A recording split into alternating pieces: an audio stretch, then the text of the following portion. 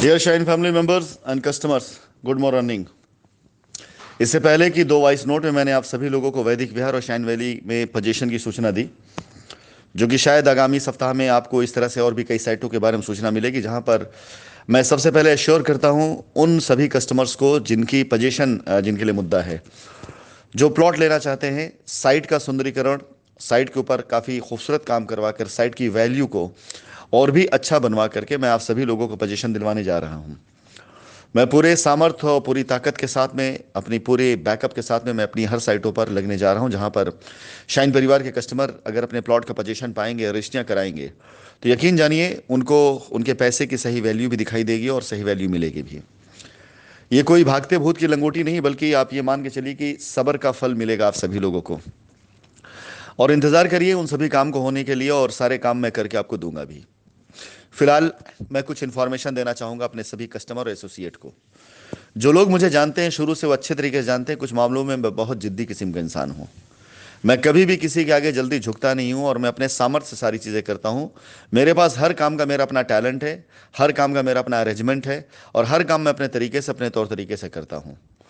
इतिहास गवाह है कि आज तक मेरे द्वारा लिए गए फैसलों में मुझे आज तक कोई भी अपने तरीके से मोल्ड नहीं कर पाया है। चाहे वो दबाव से हो, चाहे वो लालच से हो, चाहे किसी डर से हो, इन तीनों में से किसी भी तरह की चीज़ों से मैं ना डरा हूं, ना किसी लालच में, ना किसी के दबाव से मैं दबा हूं आज तक। आज मैं अपने शाइन परिवार के सभी कस्टमर्स और एसोसिएट याद दिलाना चाहूंगा कि मेरा यही एटीट्यूड था जो आप सभी लोगों के लिए जीत का कारण बनता था। 2014 में मेरे ऊपर एक कंप्लेन हुई, एक एफआईआर हुई। उस कंप्लेन एफआईआर में किसी एक महिला ने मेरे ऊपर गोमती नगर थाने में एफआईआर करी, और उस एफआईआर करने वाली महिला ने एक बहुत छोटे से अमाउंट की उस समय मुझसे मांग करी, ब्लैकमेल करने के लिए। और वो केस आपके जो आजकल कूद रहे हैं श्रीवास्तव जो वकील साहब ना, उनके पास आया हुआ था। इन सभी लोगों ने मिल करके मुझसे उस समय मुझे ब्लैकमेल करने की कोशिश करी, और मात्र 5 लाख रुपए की मांग इन लोगों ने करी थी उस समय, कि सिर्फ 5 लाख रुपए दे दीजिए, आप बदनामियों से बच जाएंगे, आप इस तरह की सारी चीज़ों बच जाएंगे। और उस महिला ने अपनी तरफ से मांग करवाई थी।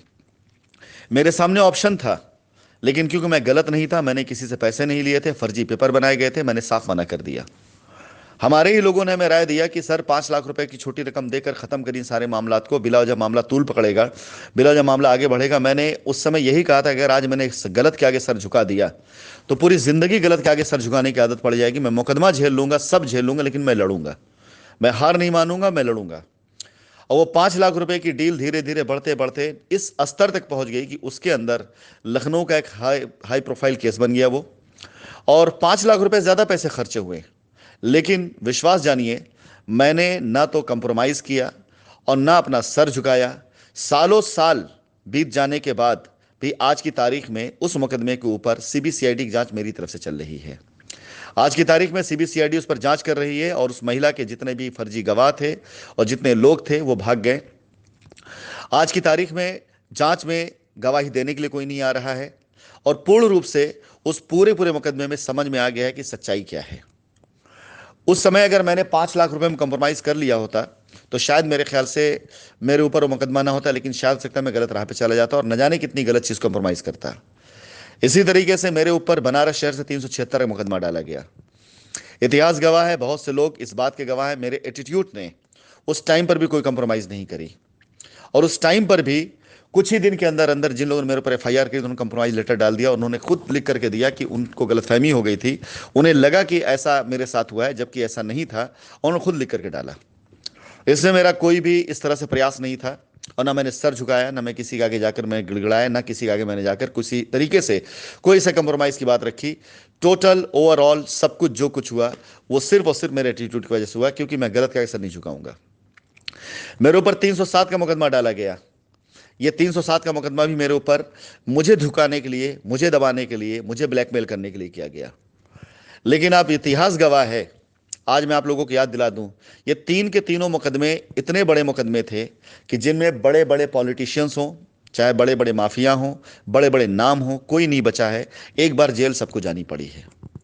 लेकिन राशिद नसीम का वो सच्चाई का एटीट्यूड, ईमानदारी का एटीट्यूड, गलत ना करने का एटीट्यूड, आज इस तीन तरह के मुकदमों में जो इसमें इतनी संगीन धाराएं लगी हों, उसके बाद भी अगर आज हिंदुस्तान के अंदर मैंने इतना बड़ा काम का साम्राज्य फैलाया, तो कानून का सम्मान करते हुए और ये जानते हुए कि कानून के अंदर जो सेक्शंस है वो सबके लिए होते हैं।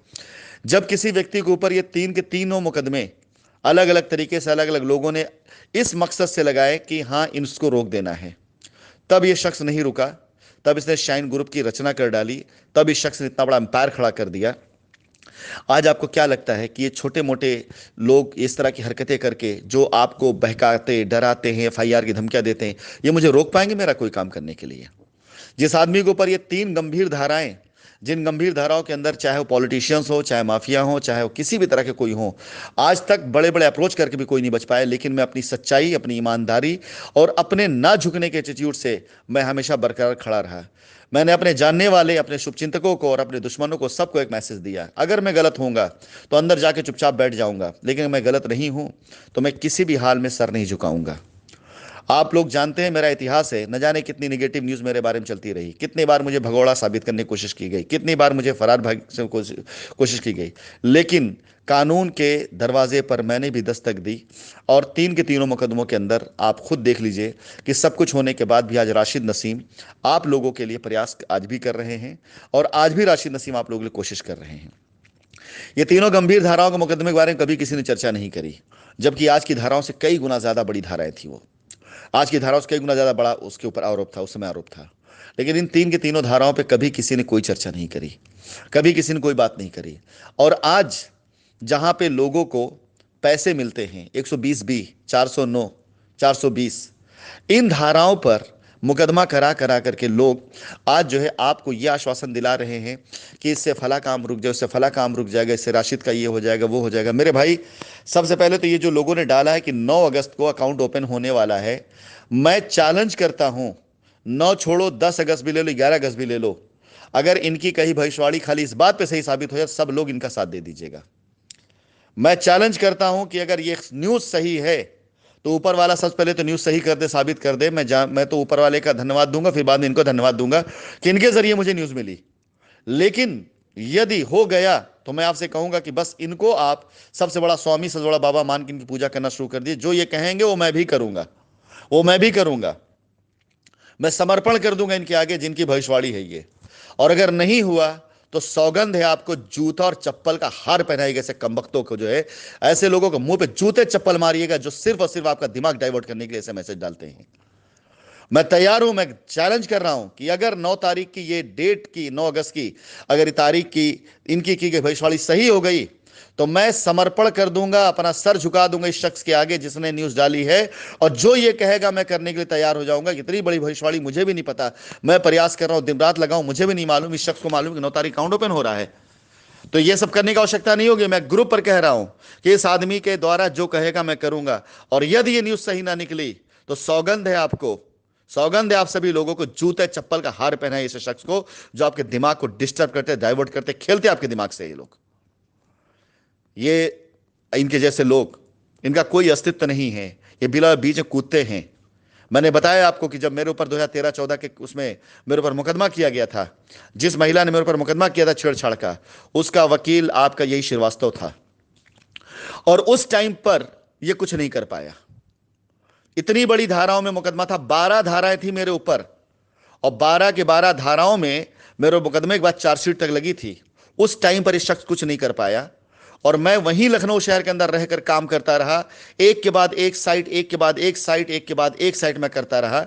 और उस टाइम में ये बोला कि इस मुकदमे ने मुझे ये सहूलियत और मोहलत दे दी कि मैं अपने काम की स्पीड को बढ़ा लूं, और उसी टाइम पर मैंने इलाहाबाद शहर के अंदर साइट लॉन्च करके 2 दिन 3 दिन का लगातार प्रोग्राम मैंने किया था। My dear Shine family members, आप सभी लोगों को पूरी सच्चाइयां नहीं पता है, इसलिए ऐसे लोगों चक्करों मत पड़िए। जवाब तो मैं दूंगा, हर किसी को जवाब दूंगा, लेकिन आज मैं आपको अपनी एक जिद और बता दूं। ऐसे लोग, ऐसे कस्टमर जो ऐसे 2-2 कौड़ी के उठाई गिरों के चक्कर में पड़ करके अपनी लायबिलिटी उतरवाने के लिए कोशिश करेंगे, जिसमें वो वकील हुआ, चाहे संगठन वाले हुए, या इस तरह के 2 कौड़ी उठाई गिरे हुए, मैं राशिद नसीम सौगंध खा के कहता हूं कि ऐसे कस्टमर काम मैं नहीं होने दूंगा। इसलिए नहीं कि उनसे मेरी कोई जाति दुश्मनी होगी, बल्कि इसलिए कि यदि इनका काम हो गया तो फिर सब उसी राह पे चलेंगे। आज मैं घोषणा करता हूं, 15 अगस्त से पहले हर वो शख्स जिसे शाइन वैली और वैदिक विहार में कब्जा चाहिए, अगर उसने एफआईआर करी है, अगर वो उससे पीआईएल में गया है, अगर वो इनके संगठन में साथ में, अगर उनकी फाइल इनमें से किसी के पास में है, उसे कब्जा नहीं मिलेगा। उसके लिए मैं खुद बोलूंगा, आमंत्रित करूंगा कि वो जो चाहे, जैसे चाहे उस राह पे चले। उसे एफआईआर करना है एफआईआर करे, कंप्लेन करना है कंप्लेन करे। मेरी सेहत पे कोई फर्क नहीं पड़ने वाला। हां, अगर आपने कंप्लेन नहीं की है, एफआईआर नहीं किया है, स्वागत है। अगर आपकी जमीन का कब्जा मैं ना दे पाया तो मैं गुनहगार आपका होऊंगा। स्वागत है ऐसे लोगों को, सबसे पहले कब्जा उनको दिया जाएगा जिनका कोई लीगल केस नहीं है।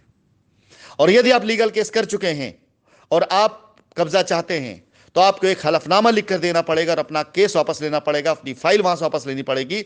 और वो फाइल वापस लेकर के आइए, केस वापस लेकर के आइए। पहले व्यक्ति आप होंगे जिन्हें मैं कब्जा दूंगा। वो पहले व्यक्ति आप हो जिन्हें मैं कब्जा दूंगा। अगर ऐसे लोगों के चैम्बर में आपकी फाइलें पड़ी हैं, कब्जे की वजह से या किसी भी वजह से, आप अपनी फाइल वहां से वापस लेकर के आइए। एक हलफनामा लिख करके दीजिए हमारे लोगों को कि हां, आपने अपना मुकदमा वापस लेने के लिए ठान लिया है और अब आपका इस वकील से कोई लेन देना नहीं है, अब आपका इस शख्स को लेन देना नहीं है। मैं पहला व्यक्ति हूंगा, आपको पहले रास्ता निकाल के दूंगा। मैं एक बार फिर से मैं रिपीट कर रहा हूं कि अगर आप ऐसे किसी संगठन, ऐसे किसी संस्था और ऐसे किसी वकील के चप्पल में पड़े हुए हैं, भूल जाइए आप। क्योंकि अब कब्जा देने से पहले और रजिस्ट्री कराने से पहले, लायबिलिटी उतारने से पहले, मैं आप लोगों से एक हलफनामा लूंगा जिसमें आप लिख करके देंगे कि आपका ऐसे किसी संस्था से कोई लेन देना नहीं है, किसी वकील के फाइल में आपका चैम्बर में आपकी फाइल नहीं है और कहीं पर आपने इस तरह कोई अप्रोच नहीं किया है। और अगर किया तो लिख के देंगे आप कि आपने पहले किया था, लेकिन अब आपने अपना केस वहां से वापस ले लिया, अपनी फाइल वहां से वापस ले ली, अब आगे आपको उनसे कोई मतलब नहीं है। यदि आप ये करके लिख कर देते हैं, मैं पहला व्यक्ति हूंगा, आपको पहले पोजीशन दूंगा, आपकी पहला काम करवा के दूंगा। अन्यथा आप यकीन जानिए, राशिद नसीम की ये जिद है। जिस आदमी ने अपने ऊपर 376 मुकदमा झेल लिया, जिस आदमी ने 307 का मुकदमा झेल लिया, सर नहीं झुकाया, वो आदमी आज आपसे कहता है कि मैं 420, 120 भी 409 के मुकदमे में, इसलिए नहीं, ये कानून की धाराएं हैं, मुझे इसलिए परवाह नहीं होती क्योंकि इन मुकदमों से निकलने के लिए कानून ने मुझे भी रास्ता दिया हुआ है। मेरे पास भी रास्ता, मैं उसी रास्ते पर चल कर आपसे निकलूंगा इस मुकदमे से। अगर आपने मुकदमा कर रखा है, कोई बात नहीं, आपने जो जो आरोप लगाया है उस आरोप को साबित करिए और अपनी चीजों को लेके जाइए। साबित नहीं होता तो जितना आपका इन्वेस्टमेंट है वो सुरक्षित है, कानून के रास्ते से मैं आपको वापस करूंगा। लेकिन अगर आपने एफआईआर नहीं करी है, आप ऐसे लोगों चंगुल से बाहर आ चुके हैं, तो आइए, स्वागत है आपका। मैं पहला व्यक्ति होऊंगा और आप वो पहले व्यक्ति होंगे जो सबसे पहले आपका काम करवा के देगा। किसी वकील से पहले, किसी संगठन से पहले, किसी नेता से पहले आप काम करवा के राशिद नसीम आपको देंगे। राशिद नसीम का वायदा है और मेरी जिद है। और ऐसे बेवकूफ किस्म के लोगों से जो इस तरह से आपके सामने डालते हैं, जिसे चाट पकौड़ी वाले अपनी चाट पकौड़ी बेचने के लिए करते नहीं, चटपटी चाट पकौड़ी बनाने के लिए बढ़िया तरीके से सजावट कर दुकान, ये दुकान सजा रहे कम बखत। 9 तारीख को अगर अकाउंट ओपन हो जाता है तो मैं ऊपर शुक्रगुजार होऊंगा, धन्यवाद दूंगा ऊपर वाले का, और इस आदमी की आगे मैं सर झुका दूंगा कि हाँ भाई, तुम्हारी भविष्यवाणी, मेरा अकाउंट खुल गया। और अगर नहीं खुला तो कसम से सौगंध है आप सभी लोगों को, ऐसे लोगों को मुंह पे जूता मार करके आइए। अकाउंट खुले चाहे ना खुले, राशिद नसीम आपकी लायबिलिटी उतारेंगे। ये राशिद नसीम का वादा आपसे है।